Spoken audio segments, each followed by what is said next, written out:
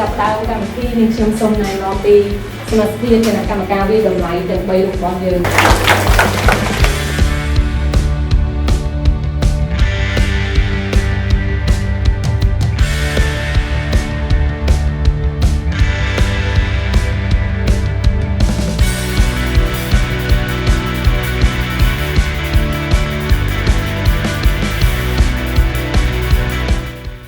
យើងក៏ឃើញសក្តានុពលនៃផលិតផលក្នុងស្រុកដែរដូច្នេះរដ្ឋាភិបាលនឹងព្យាយាមយ៉ាងណាលើកកម្ពស់ជំរុញហើយនឹងលើកទឹកចិត្តទៅដល់អ្នកផលិតក្នុងស្រុក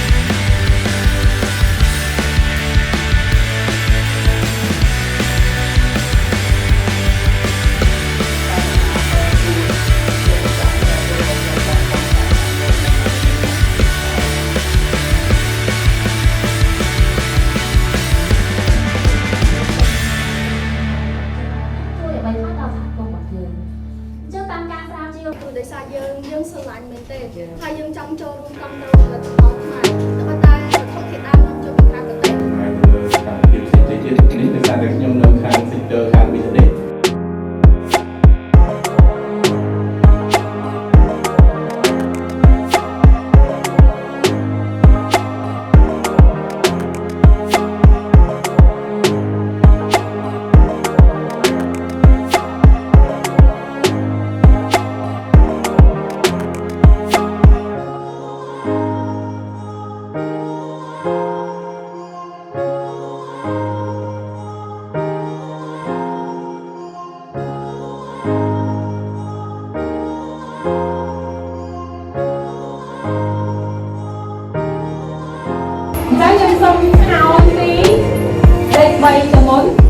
ក្រុមដែលបានទទួល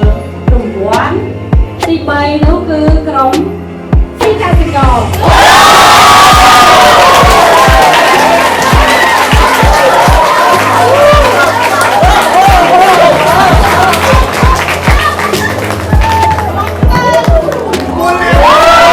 អូខេអញ្ចឹងក្រុមដែលទទួលបានចំណាត់ថ្នាក់លេខ2នោះគឺក្រុម ក្រុម